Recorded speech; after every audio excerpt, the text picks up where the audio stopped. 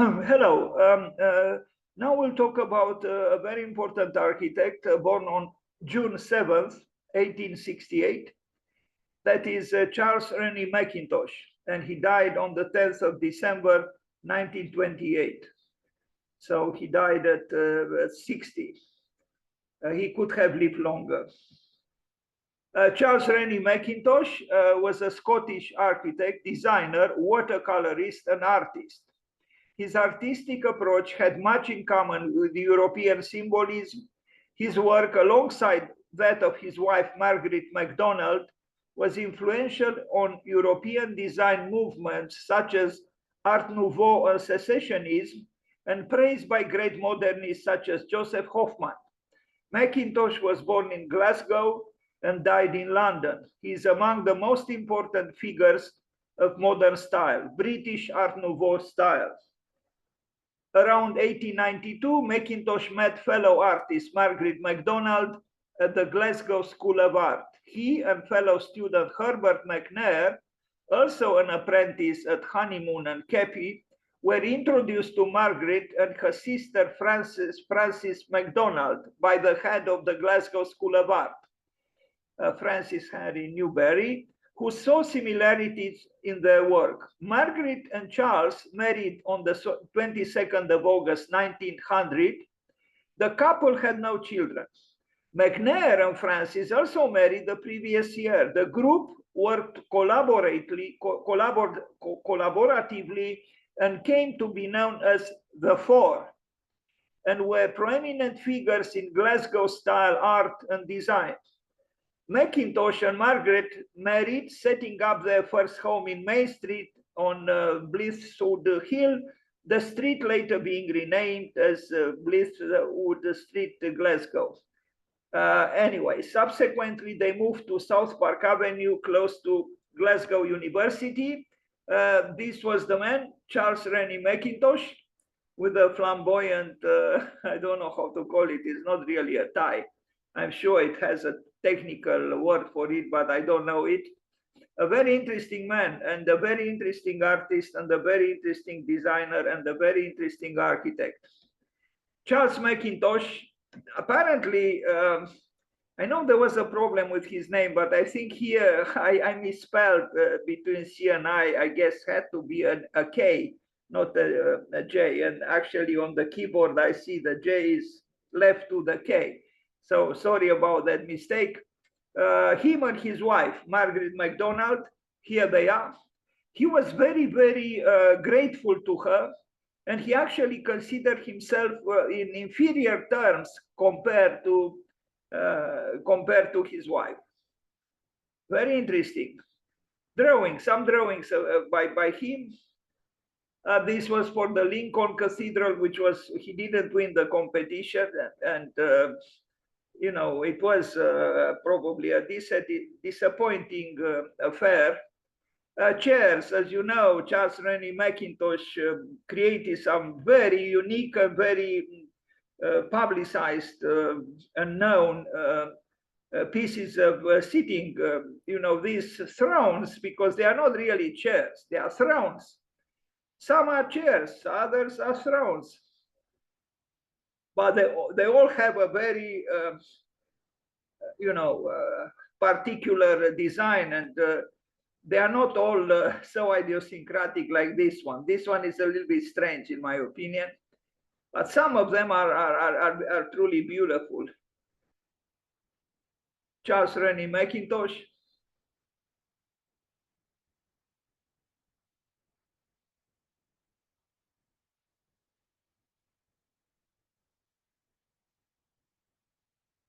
These pieces of furniture still sell very well, and they are produced by famous manufacturers and so on.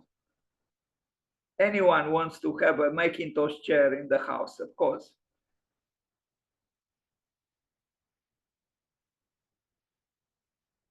As you can see, the details of the pieces of furniture are exquisitely done, and there are also, you know, moments of aesthetical capriciousness, but all in all, we are dealing here with a major force in design and in architecture, and in art as well.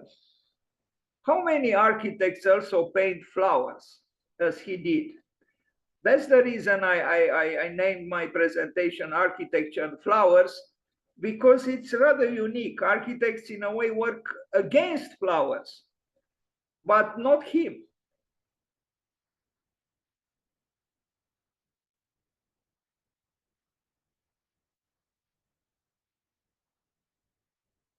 He designed all kinds of furniture, but mainly the chairs are very famous.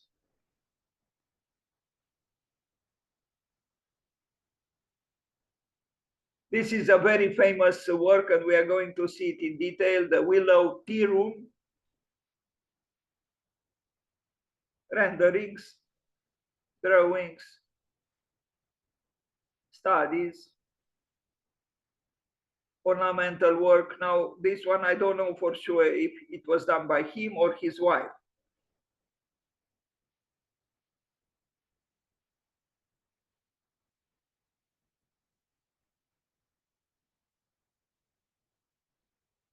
Now, look at this, assemblage of chairs. Two tall chairs at the both ends of the table. Maybe, the chair for the father and the chair for the mother, maybe. Yeah, you could differentiate through chairs also who sits on them.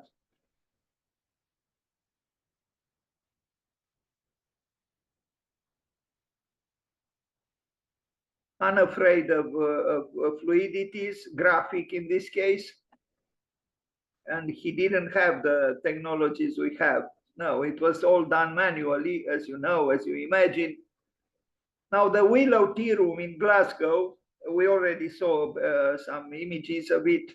It's a famous place in Glasgow, the Willow Tea Room, and everything was designed by them. Maybe even the how to call them, the napkins on the table, or they designed everything together. Mackintosh with Margaret MacDonald, his wife.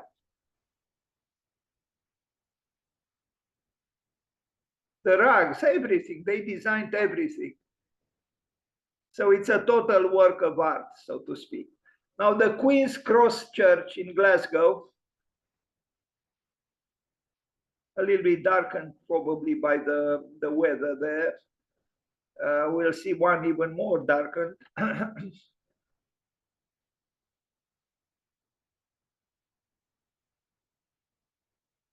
Solid wood, ornament in solid wood. But at that time, they had craftsmen to do this sort of thing. Today, it would be a little bit more problematic, but it can still be done. If you have an interest to introduce an emblem or an allegory or some kind of a narrative design in anything you want to do in the building. We don't do this sort of thing any longer, to use emblems and allegories to express a narrative in the building. But this was done in the 19th century. Another church hall in Glasgow is this building in the middle. Look at it. I mean, here it seems cleaner, but in this picture, it looks terrible. Probably because of the humidity and the capricious weather there in Glasgow. But all in all, it looks a little bit like a sad building.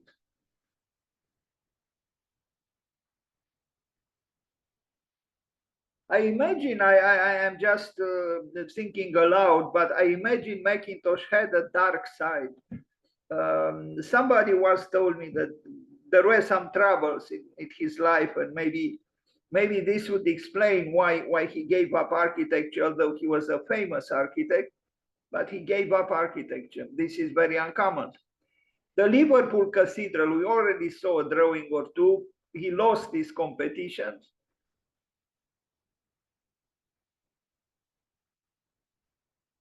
The level of formal invention or of modernity here is low, but still would have been a great building. I don't know who built it. actually, and who won the competition. But Rennie Mackintosh lost it. Now, this is from 1898 International Exhibition Design. He did this, but I don't think it was built, this work.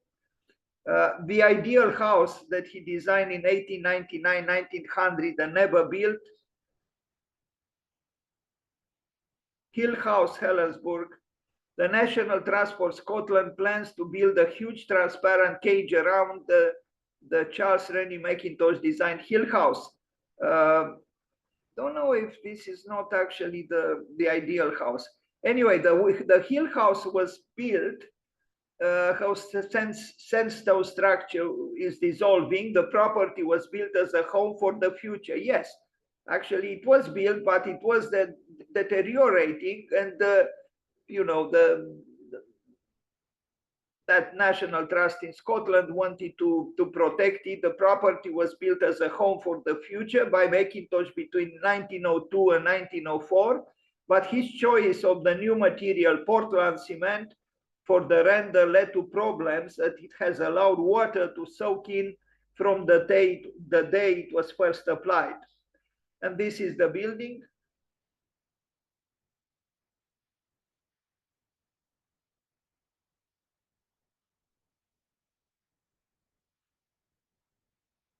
Designed in 1924 by Charles Rennie Mackintosh for the wealthy Glasgow businessman Walter Blackie. I'm a little bit confused here because this is actually a different building. It's not the one from 1902, but seems to be very similar in design. I never quite understood, and I didn't have the time. I didn't make the time to study properly this problem. It was built by Charles Rennie Mackintosh, but in 1924, a house for an art lover that was built. Let's see, these are the renderings, the renderings, and this is the building. Quite a big house for I would say an affluent art lover. Unfortunately, many art lovers do not have such riches, especially those who are struggling. They certainly don't, although they do love art, maybe most ardently, but that's how life is. As somebody told me, then, the bankers always talk about art and the artists always talk about money, because we always talk about what we don't have. Look at this room and look at the rug. I mean, to keep such a giant rug, as pristine as it is in this picture, would be almost impossible without an army of caretakers. Rather unusual now to have dark walls and the white rug. Now this is a completely different room in the same house for an art lover. Look at this and look at this. Again, designing everything together with his wife. Now, I guess Vladimir Putin would have loved this room because of the distance between the two chairs, at least at the time of the pandemic, although probably for him, twice as long table at least would have been necessary to protect the great man from the vicious viruses. Wasn't it strange that actually when after the war in Ukraine started, I never read any kind of report that any of those soldiers, got sick with COVID. How do you explain it? They live together, and I didn't see them with the masks against the virus. It's like COVID disappeared once the war started. They're exactly there where the armies were. Very strange.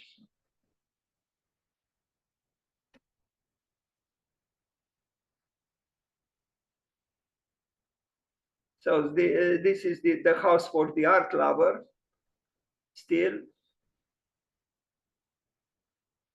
Glasgow School of Art. This is his most well-known architectural work and quite famous. Unfortunately, it was confronted with fires twice, if I remember correctly, but still a very, very impressive and important building for the history of architecture.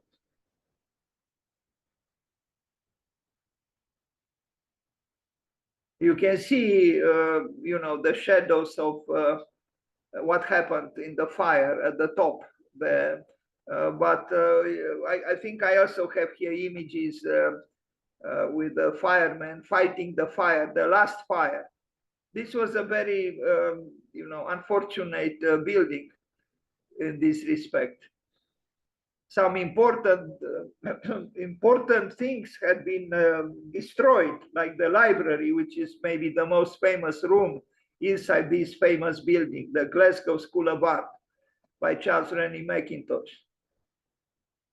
This was the library, and I think they restored it. But this is truly a masterpiece of design. And yes, it suffered from the fire.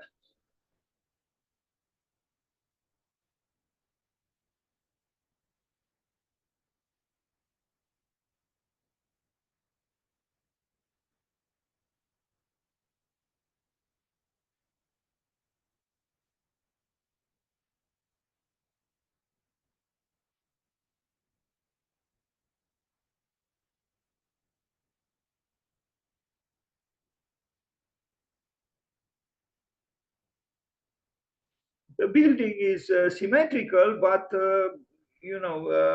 because of the sloping land and the variety of details and the facade treatments, you wouldn't easily get this or guess this symmetry.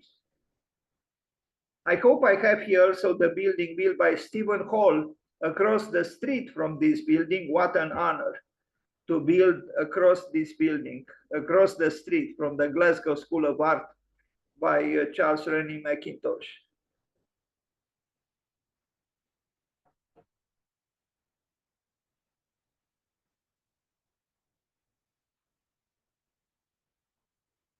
Rather strange that the south elevation is, with very few windows and very small. But it's not so strange when you think about the fact that it's a school of art. The light was supposed to come on the northern elevation, because the ateliers, the studios needed kind of a neutral light without sunlight. So this is the northern elevation with the large windows.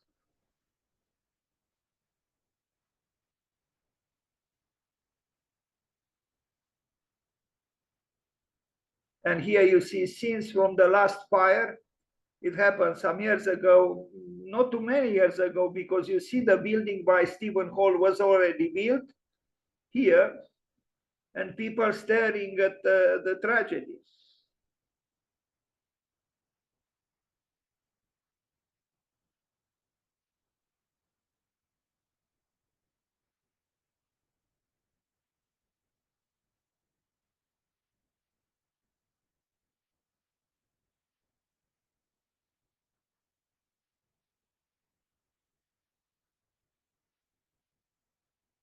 Terrible.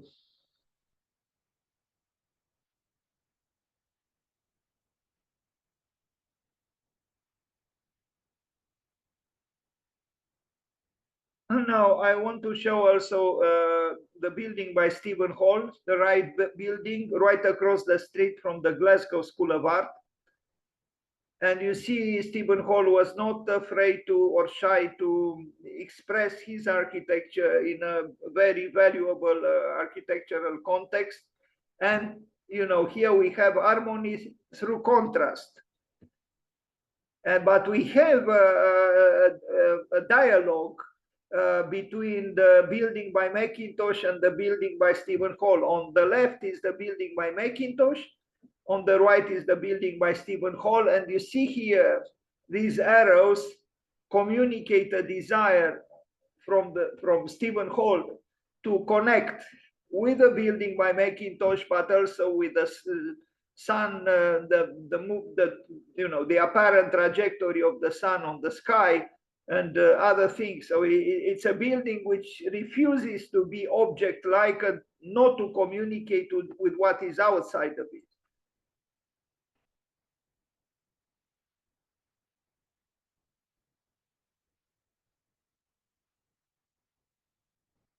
You see here in this incipient sketch that he was concerned in the conception of his building to communicate with the building on the left by Charles Rennie Mackintosh.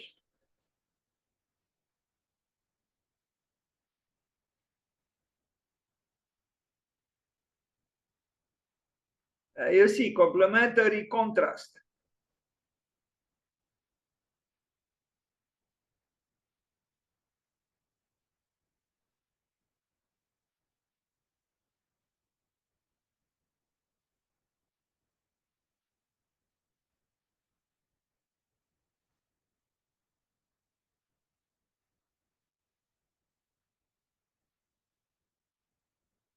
I like very much this dialogue between the past and the present.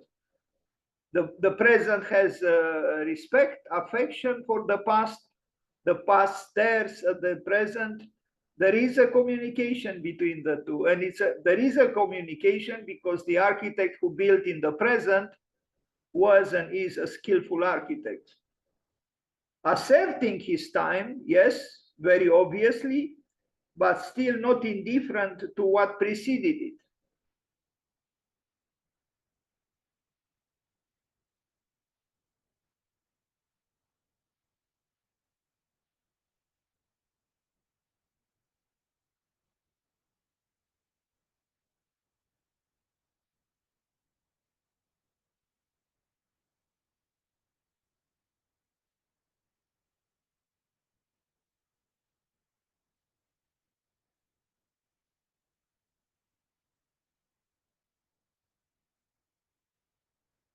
This is how Stephen Hall works. He does himself a lot of watercolors. He studies the conceptualization of the projects through watercolors with notations like you see here. Mackintosh also used watercolors, but not in this way, mainly to paint flowers and landscapes.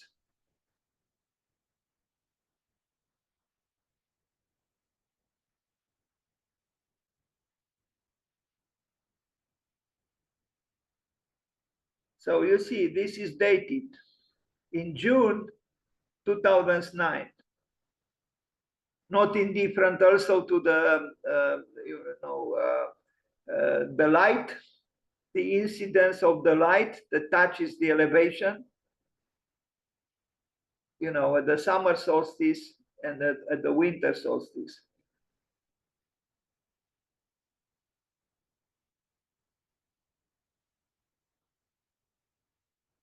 Truly, these sketches by Stephen Hall are lessons in architecture. You'll say even this, narrow, tall interior space is kind of bowing its head towards the building by Charles Mackintosh.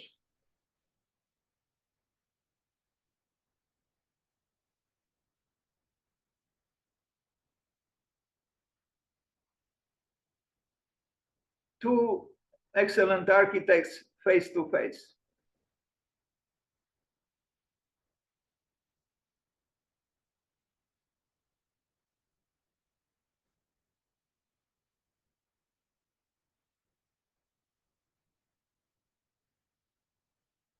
The room of weaving, I like this very much, that they have in the school, the new school, a large room dedicated to textile works.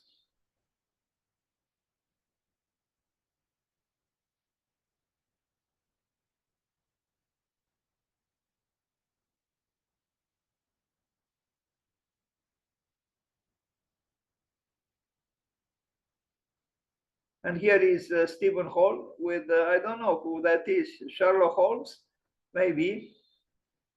Hello, Mr. Hall.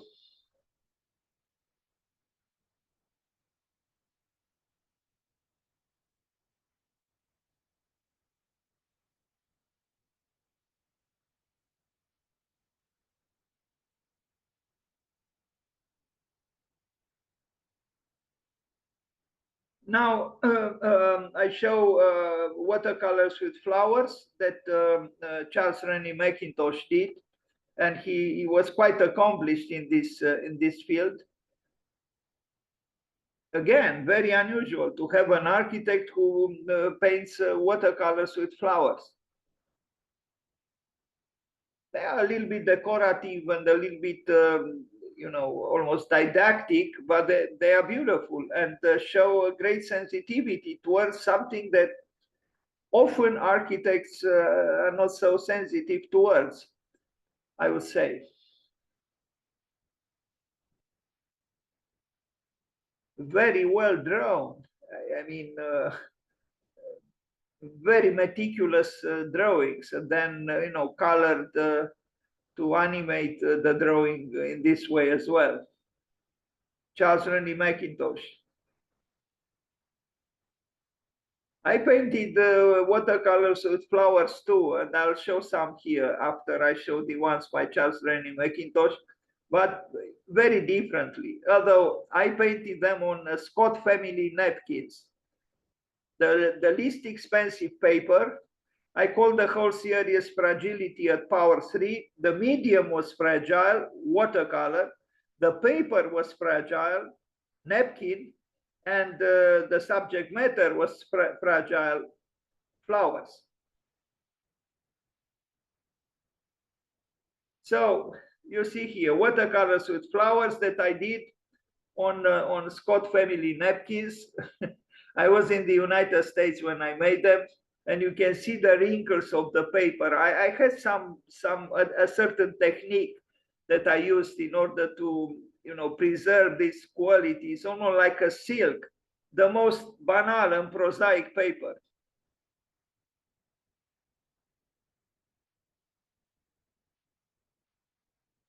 I was very depressed at that time. I was going through my middle life crisis, which actually in my life happened always, not just then, but then more than at some other times. And this series of watercolors with flowers on napkins saved my life, together with reading the Tao by Lao Tzu or Lao Tse.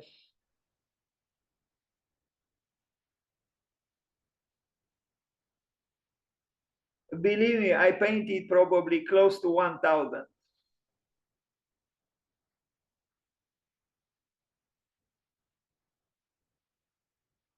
And that's how I used to work. I would attach the napkin with a little bit of water in the corners to a plastic sheet, and then you know, create some tension in the paper, and then you know, do the watercolor.